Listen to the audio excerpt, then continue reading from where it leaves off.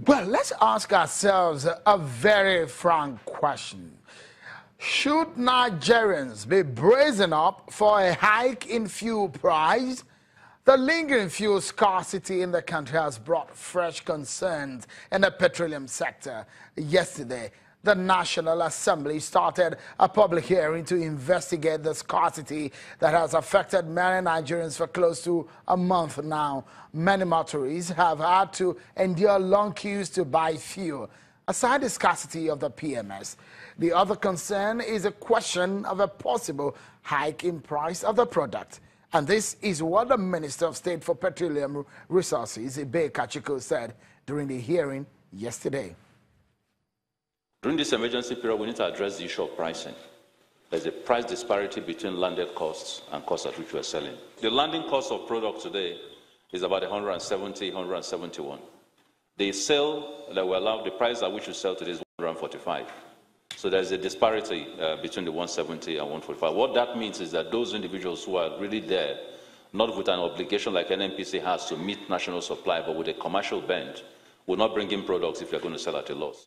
One mechanism would be to look at working with CBN in terms of a fixed exchange rate mechanism that enables them to stay at 145 sales at the pump price. If we do that, then they can import without the issue of price differences. And we can modulate that as the exchange rates and prices internationally move up. That's one. We're also looking at the potential, for example, of whether you could theoretically respect the 145 price and have a plural pricing system. So NNPC and all its stations and all its affiliates, about 400 stations all over the country, sell at the 145 so that the subsidy regime is respected. The pricing of 145 is respected. But at the same time, the private marketers are able to bring in their product at their own cost and sell. Well, the minister today said this. He said, reassuring, you may say, but Nigeria's main opposition party, the PDP, is not buying the idea. But first, let's listen to what the minister had to say today.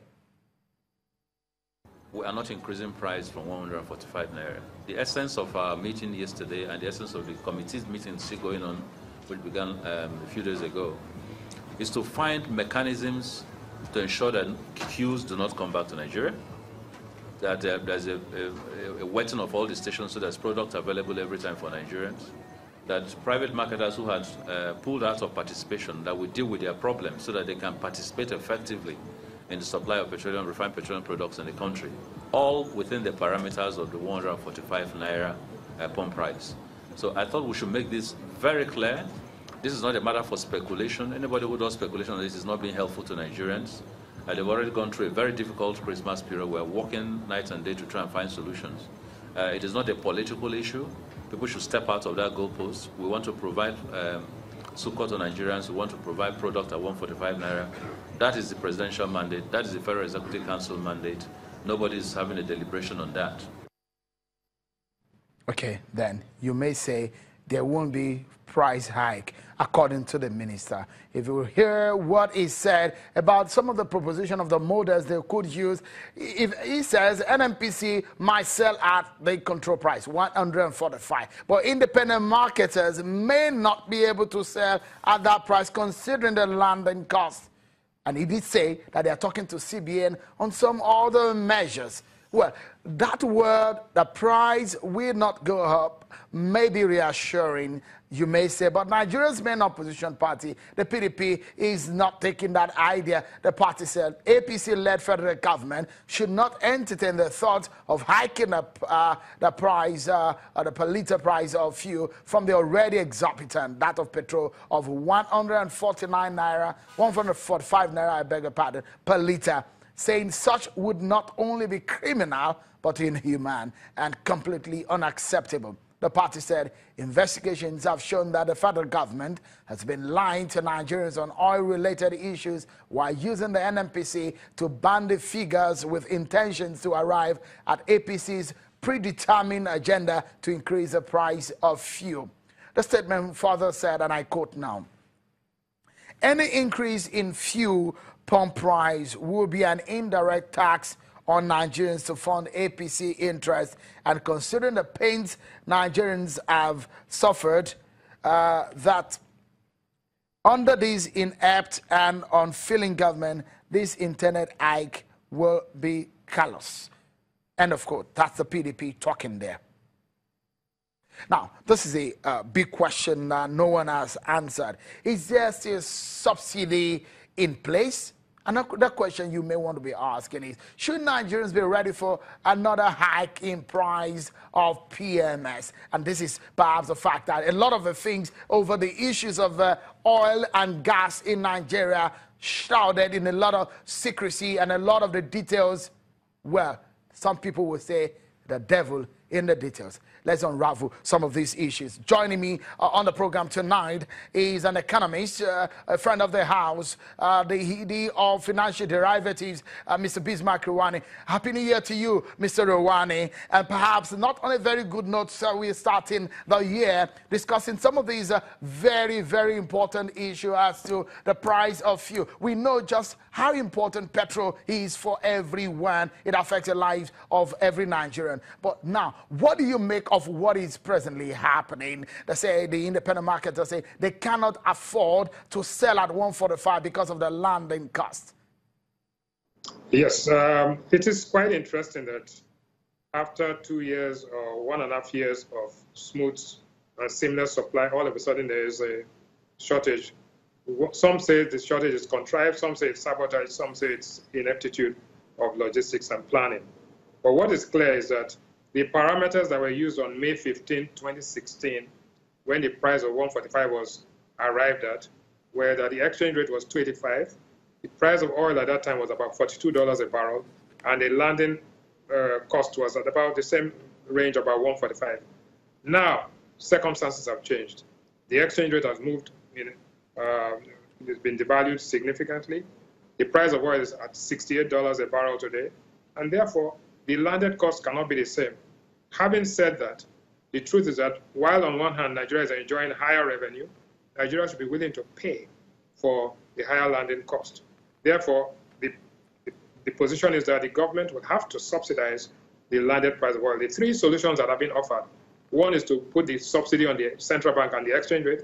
The other one is to have the subsidy paid fully by the NNPC. The third one is to have a modular price, a dual pricing mechanism, that is NNPC at 145 and the market at about 171. In all cases, they are all imperfect markets and imperfect solution. The best thing to do at this point in time is to accept that there's a subsidy, and the subsidy will be paid until other variables in the economy, including the minimum wage, including the cost-reflective tariffs on power, and other variables are all put in equilibrium. Until that time, you cannot do anything. Anything that is done, if you impose a price increase today, it will be politically suicidal. If you do not, you have to carry the subsidy as a. But the point is that the government revenue is far higher than that was anticipated. Therefore, its ability to absorb the subsidy at this time, while dealing with all the other imponderables, is the only solution at this point. Let me quickly ask you, and this I want you to give me in perhaps a straightforward answer. And if the reality is this, Mr. Rwani, is there an imminent hike of the price of petrol in sight? At this point in time, I would say there's no imminent price hike because it is suicidal. The minimum wage was determined in 2010 at 18,000 naira, which was $200 at that time. It is barely $40 today. If you increase the price of petrol, which is a subsidized, price today, you'll be imposing a lot more hardship on the people. The government cannot afford it. It's not politically expedient. It is economically intolerable. But Mr. Rwani, if you look at what is politically, sorry that I brought in there, what is politically possible, and the reality, are we in some form of illusion here? Because this is a government that came into power with 120 naira per liter price of petrol, and went up to increasing it to 145 naira per liter, and says they were going to remove any form of subsidy regime. But we now understand now that there might be some payment of subsidy. which is more suicidal, the political option of not increasing the price of petrol, or the fact that perhaps the subsidy is being paid at the back door? No, there's no.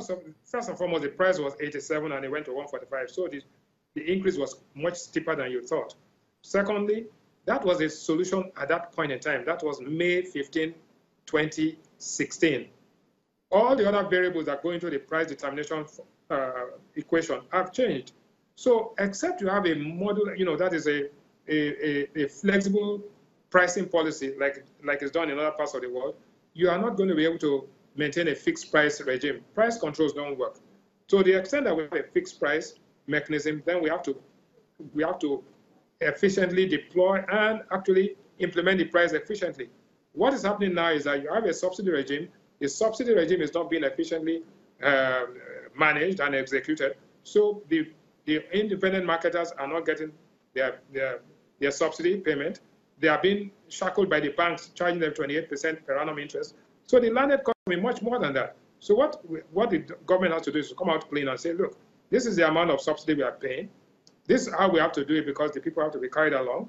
It is not possible at this point in time to have a subsidiless petrol price because it's so critical. It's social infrastructure. So we have to do that and come out clean. There's no point playing games around with it. Come out clean. There's a subsidy, and this is the amount of subsidy. The subsidy is being paid to the marketers or NMPC for that matter, and let's know what it is, and so that there's no disruption. The disruption cost is far higher than the landed cost. Mr. Ruwane, the big question again will be, at the middle of 2016 or in the early part of 2016, we do understand that some refineries out of the 4 are being worked upon. In fact, the later part of 2015, the federal government made a tour of the refineries and said, to a large extent, these refineries will work to some capacity, though not at the full capacity, but they will work to a certain percentage. Where did we find ourselves in the first place? First and foremost, the transition committee, which came into when Buhari came to power, recommended that the refineries should be sold immediately at whatever. Now, the government went in, and the minister who just spoke now was one of those who said that they would come and they would turn around the refineries and make them work. That has been a disaster. Those refineries cannot be maintained by government, cannot be managed by government. The government has to sell those refineries as is. And then at the same time... All right. Sorry, Mr. Ruwane, I'd like to pause it for a moment because we need to take a break. Now, a lot of Nigerians who do not know or who perhaps have forgotten, you remember it was a point in time in this country where Nigeria exports up to about 100,000 barrels of oil. Yes, export. That's what I said. So what has happened at the moment where we built refineries without borrowing a kobo? What has happened to us as a nation? We take a break, and when we return, we look at these issues and where we get out of here. Stay with us, everyone.